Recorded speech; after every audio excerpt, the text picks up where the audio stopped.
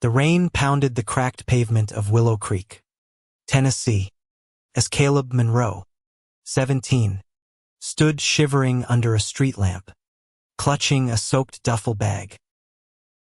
His mother's words still burned in his ears. "No son of mine will live like that. Get out." The door had slammed shut, locking away his childhood, his home, and the only family he'd ever known. Caleb's sneakers squelched as he trudged toward the edge of town, the weight of rejection heavier than the rain soaking his clothes. Willow Creek was a place of Sunday sermons and picket fences, where whispers about those people carried more weight than love. He'd always known coming out would be a gamble, but he hadn't expected his own mother, Ellen, to cast him out like a stranger. The neon glow of a 24-hour diner flickered ahead, a beacon in the storm. Inside, Caleb slid into a booth, his hands trembling as he counted the crumpled bills in his pocket. $23. 47. All he had left. The waitress, a woman with tired eyes and a name tag reading Doris, slid a cup of coffee toward him without a word. "Looks like you need it, kid," she said, her voice soft but firm. Caleb managed a nod, his throat too tight to speak. He didn't know where to go, but he knew he couldn't stay in a town that saw his truth as a sin.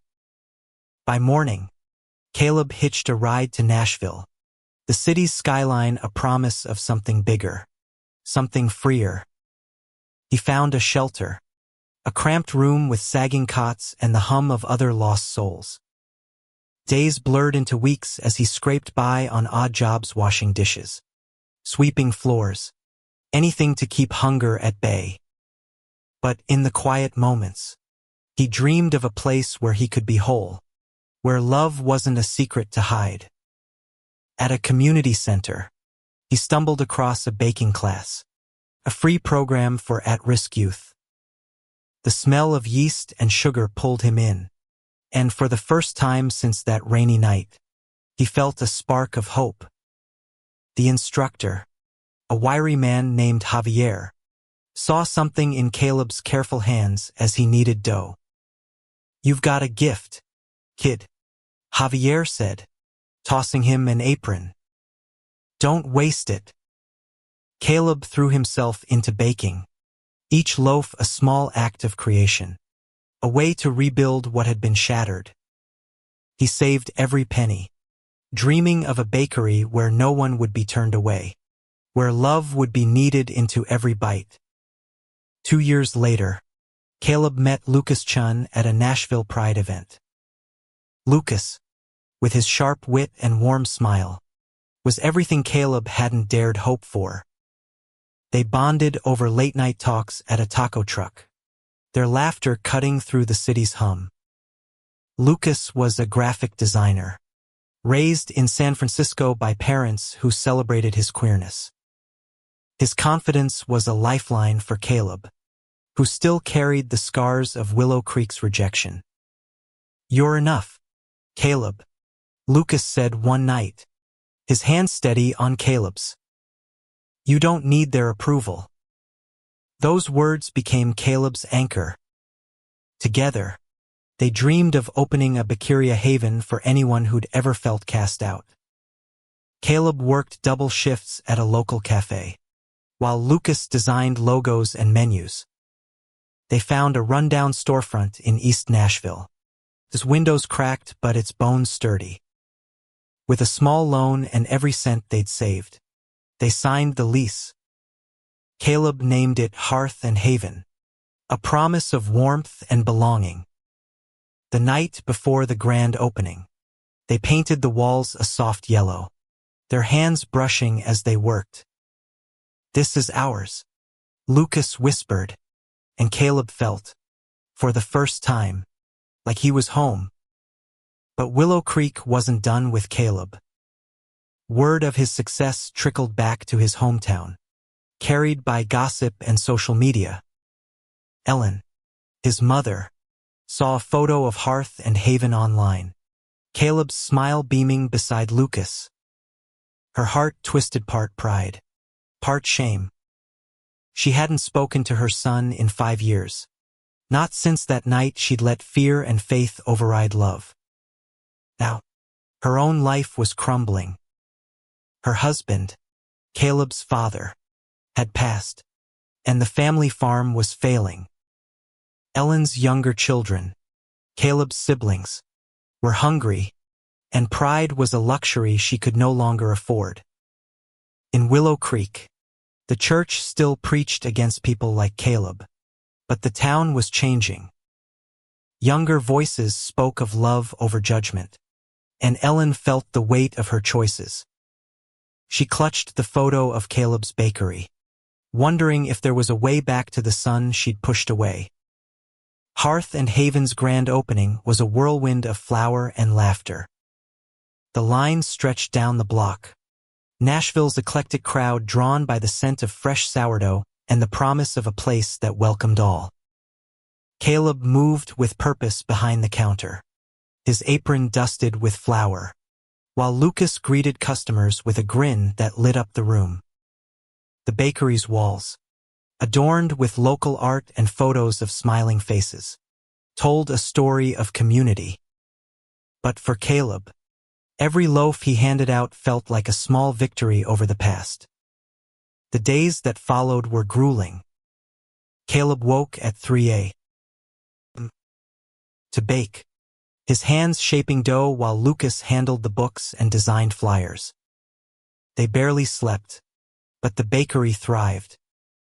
Regulars came for the cinnamon rolls, stayed for the warmth. A trans teen named Riley found a safe space to study after school, their laughter filling the shop. An elderly couple, married for 50 years, shared stories of their own struggles for acceptance. Hearth and Haven wasn't just a bakery, it was a sanctuary. Yet Caleb couldn't fully escape the shadow of Willow Creek. Late at night, when the ovens were cooling, he'd stare at his phone, wondering if his mother ever thought of him. Lucas noticed the quiet moments, the way Caleb's smile faltered. "You don't owe her anything," Lucas said one evening, his voice gentle but firm. "But if you want to reach out, I'm here." Caleb shook his head, the wound still too raw. He poured his energy into the bakery instead, perfecting recipes and dreaming of expansion. In Willow Creek, Ellen's life was unraveling. The farm's debts piled up, and her younger children, Lila, 14, and Jonah, 12, felt the strain. Lila, fierce and curious, had found Caleb's bakery on Instagram. She showed Jonah the photos, her eyes bright with pride. "That's our brother," she whispered, though they hadn't seen him since he was kicked out. Ellen overheard, her chest tightening. She justified her actions with scripture. But now, facing her children's hunger, she questioned everything. One Sunday, Ellen skipped church and drove to Nashville. She stood outside Hearth and Haven, watching through the window as Caleb laughed with a customer. He looked different, stronger, happier, his arm brushing Lucas's as they worked. Ellen's hands shook as she clutched her purse, memories of that rainy night flooding back.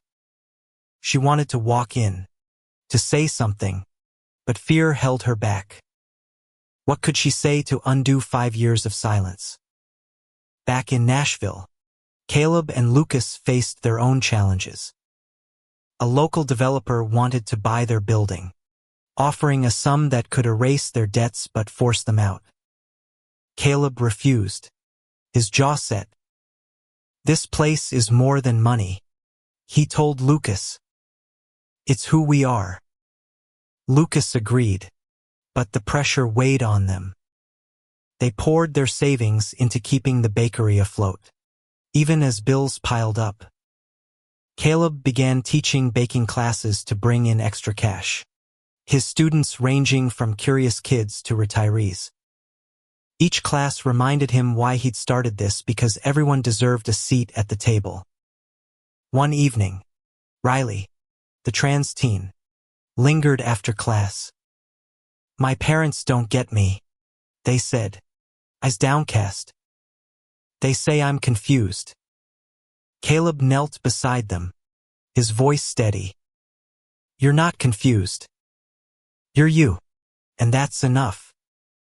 He shared his own story, the pain of being cast out, the joy of finding his place. Riley hugged him, and Caleb felt a purpose deeper than any recipe. Word of Hearth and Haven spread beyond Nashville. A food blogger raved about their inclusive mission, and soon, customers came from across Tennessee. Caleb and Lucas dreamed of a second location, but the developers' pressure intensified. They received a notice: pay an increased rent or face eviction. Caleb's heart sank, but Lucas squeezed his hand. "We've built this once," he said. "We can fight for it." They launched a crowdfunding campaign, and the community rallied Riley's friends, the elderly couple, even strangers who'd found solace in the bakery's warmth. In Willow Creek, Lila and Jonah begged Ellen to visit Caleb. "He's our brother," Lila said, her voice breaking. Ellen's resolve cracked. She'd lost one child to her own fear. She couldn't lose the others to pride. She wrote a letter, her hands trembling as she poured out her regret, her love, her shame. She didn't know if Caleb would read it, but she mailed it anyway, a fragile bridge across 5 years of silence. Caleb found the letter tucked among the bakery's mail, his mother's handwriting unmistakable. His breath caught as he read her words. "I was wrong, Caleb. I let fear steal you from me. I don't expect forgiveness, but I need you to know I'm sorry." He sat in the back of Hearth and Haven, the letter trembling in his hands. Lucas found him there, his eyes soft with understanding. "You don't have to decide anything now," Lucas said. "But you're not alone in this." Caleb wrestled with the letter for days. Part of him wanted to tear it up, to let the pain of that rainy night stay buried. But another part, the part that had built this bakery, that had found love with Lucas, wondered if healing was possible. He tucked the letter into a drawer, not ready to respond but unable to let it go. The bakery demanded his focus, and he threw himself into the fight to save it. The crowdfunding campaign gained traction, with donations pouring in from across the state. Riley organized a bake sale at their school, raising $500 with cupcakes decorated in Hearth and Haven's colors. The elderly couple, Margaret and Ed, shared the campaign on their church's bulletin board, despite raised eyebrows from the congregation. Caleb and Lucas worked tirelessly, baking for events, hosting open mic nights, anything to keep the community engaged. But the developers' deadline loomed, and they were still short. In Willow Creek, Ellen faced her own reckoning. Lila and Jonah's insistence grew stronger, their questions cutting deeper. "Why did you make him leave?" Jonah asked one night, his voice small but piercing. Ellen had no easy answers. She'd clung to her beliefs, thinking they protected her family, but they'd only torn it apart. She began attending a new church, one that preached love over judgment, and found herself questioning the rules she'd once held sacred. One evening, Ellen drove to Nashville again, this time with Lila and Jonah. They stood outside Hearth and Haven, watching Caleb through the window. Lila's eyes shone with pride, but Jonah clung to Ellen, nervous. "What if he hates us?" he whispered. Ellen's heart, a caged, caused this fear, this distance. She took a deep breath and pushed open the door, the bell jingling above them. Caleb froze behind the counter, flour dusting his cheeks. His mother stood before him, older, wearier, flanked by his siblings. Lila rushed forward, throwing her arms around him. "I knew you'd do something amazing," she said, tears in her eyes. Jonah hung back, unsure, until Caleb knelt and pulled him into a hug. Ellen stood silent, her hands clasped tightly. "Caleb," she began, her voice breaking. "I don't deserve to be here, but I had to try." The bakery grew quiet, customers sensing the weight of the moment. Caleb's throat tightened, years of hurt colliding with the sight of his family. Lucas stepped beside him, a steady presence. "You don't have to do this alone," he whispered. Caleb nodded, his voice low. "Why now, Mom?" he asked. Ellen's eyes filled with tears. "Because I'm losing everything, and I can't lose you again." The conversation was raw, halting. Ellen admitted her shame, her fear, the way she'd let dogma blind her. Caleb spoke of the pain, the years of building a life without her. Lila and Jonah listened, their presence a reminder of what could still be salvaged. Caleb didn't forgive not yet, but he offered them a loaf of bread, warm from the oven. "This is what I do now," he said. "This is who I am." Ellen left with her children, the loaf cradled in her arms like a fragile hope. Caleb leaned against Lucas, exhausted but lighter. The bakery was still at risk, but something had shifted. He began to see a path forward not just for Hearth and Haven, but for his heart. The community's support grew stronger, with a local news station covering their story. Donations surged, and Caleb and Lucas dared to hope they could keep their doors open. But the developer wasn't done. A new notice arrived, demanding payment within a week. Caleb stared at the letter, his resolve hardening. He'd lost too much to give up now. With Lucas by his side, he planned a final Pusha community festival to save Hearth and Haven, a celebration of love, resilience, and the power of second chances. The festival was Caleb's last stand. Hearth and Haven's parking lot transformed into a vibrant celebration, with string lights crisscrossing above tables laden with bread, pastries, and hope. Lucas had designed posters that blanketed Nashville, calling it a feast for all. Riley and their friends handed out flyers, while Margaret and Ed rallied their church group to bake pies. The community showed up in droves: queer kids, families, retirees, all drawn by the bakery's promise of belonging.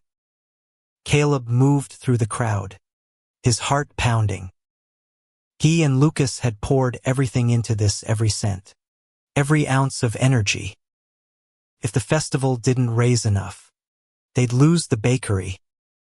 But as he watched a drag queen share a scone with a soccer mom, and a biker trade stories with Riley, he felt a surge of pride. This was what Hearth and Haven stood for, a place where walls came down. Ellen arrived with Lila and Jonah, hesitant but drawn by the music and laughter. Caleb spotted them, his chest tightening. He hadn't expected them to come, not after their royal reunion. Lila ran to him, her face bright. "This is amazing, Caleb," she said, hugging him. Jonah held a sign he'd made, "Save Hearth and Haven." Ellen lingered at the edge, her eyes scanning the crowd. She saw joy, not judgment, and it shook her. Caleb approached her, his voice steady. "You came." Ellen nodded, her hands twisting. I wanted to see what you've built, she said. And to help, if you'll let me. She handed him a check, small, from her savings, but heavy with meaning. Caleb's eyes stung, but he took it. Thank you, he said. The words a bridge neither could yet cross fully.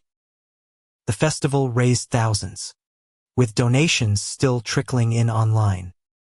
A local musician played a set, dedicating it to the kid who turned pain into bread. Caleb and Lucas stood together, watching the crowd, their hands entwined. They were closito saving the bakery. But the developer's deadline was midnight, and they were still $2,000 short. As the festival wound down, a stranger approached a woman in her 60s, her face lined with stories. I read about you, she said, handing Caleb an envelope. My son was like you. He didn't make it, but you did. Keep this place alive. Inside was a check for $3,000. Caleb's knees buckled, and Lucas caught him, tears in both their eyes. They'd done it. Hearth and Haven would stay. That night, Caleb sat with Lucas in the empty bakery. The oven's quiet. We're still here, Lucas said, his voice thick. Caleb nodded, his thoughts drifting to his mother. He pulled out her letter, rereading her words. Forgiveness felt distant, but possibility wasn't. He wrote a reply, not absolution, but an invitation. Come to the bakery, he wrote. Bring Lila and Jonah. Let's start there. In Willow Creek, Ellen's life was still fragile. The farm was failing, and her children's needs pressed against her. But Caleb's letter arrived like a lifeline. She read it to Lila and Jonah, her voice trembling. He wants us to come, she said. Lila grinned, but Jonah frowned. Will he ever come home? He asked. Ellen didn't know, but she clung to the hope of rebuilding. Caleb and Lucas planned for the future. They hired Riley part-time, their confidence a spark for the teen. They began mentoring other queer youth, offering baking classes as a path to healing. Hearth and Haven became a beacon, the story spreading beyond Nashville. Caleb felt the weight of his past easing, replaced by the warmth of purpose. Ellen visited again, this time with groceries to bake with Caleb. They worked side by side, kneading dough in silence. It wasn't forgiveness, but it was a start. Lila and Jonah joined, their laughter filling the bakery. Caleb watched them, his heart full. He'd built this place from pain, but it was love that kept it standing. Months after the festival, Hearth and Haven stood stronger than ever. The bakery's yellow walls glowed under morning light, and the scent of fresh bread drew a steady stream of customers. Caleb and Lucas had paid off the developer, securing their lease for years to come. They expanded the menu, adding Lila's idea for rainbow cupcakes that sold out daily. Riley, now a fixture behind the counter, greeted customers with a confidence that made Caleb proud. Ellen's visits became regular, each one a step toward healing. She brought Lila and Jonah, who ran to Caleb with stories of school and dreams of their own. The bakery became their meeting place, a neutral ground where pain could soften into hope. One afternoon, Ellen lingered after the kids left, her hands clasped. I go to a new church now, she said. They talk about love, not rules. I wish I'd found it sooner. Caleb nodded, his heart heavy but open. We're here now, he said. That's enough for today. The bakery's impact rippled outward. Caleb and Lucas launched a scholarship fund for queer youth, using profits to help kids like Riley chase their dreams. They partnered with local shelters, donating bread to those in need. Hearth and Haven became a symbol of resilience, its story told in newspapers and on podcasts. Caleb, once a scared teen under a street lamp, now stood at the heart of a community he'd built. One spring morning, Ellen arrived with a proposal. The farm was gone, sold to pay debts, but she'd found work in Nashville. "I want to be closer," she said, her voice steady. "To you, to the kids, to this." She gestured at the bakery, tables filled with laughter. Caleb hesitated, then handed her an apron. "Start here," he said, echoing his own journey. Ellen smiled, tying it on, and they baked together, the rhythm of their hands a quiet promise. Jonah asked to spend the summer with Caleb and Lucas, eager to learn the ovens. Lila, now 16, designed a mural for the bakery's Walla vibrant collage of hands holding bread, symbolizing unity. Caleb watched them, his siblings, his mother, and Lucas, his heart swelling. He'd lost so much, but he'd gained more, not just a family, but a purpose. The bakery's anniversary arrived, a year since the festival that saved it. Caleb and Lucas hosted a celebration, the lot filled with music, food, and faces new and old. Riley performed a poem, their voice strong. Margaret and Ed danced, their laughter infectious. Ellen stood beside Caleb, her eyes bright. "I'm proud of you," she said, the words heavy with years of regret and love. Caleb took her hand, his voice soft. "I'm glad you're here." As the sun set, Caleb looked out over the crowd. He saw himself in every face, the scared, the hopeful, the healing. Hearth and Haven wasn't just a bakery. It was a testament to what love could build. He'd been cast out, but he'd found his way back, not to Willow Creek, but to a home he'd created. Lucas wrapped an arm around him, their fingers laced. "We did this," Lucas said. Caleb nodded, his eyes on the horizon. "And we're just getting started."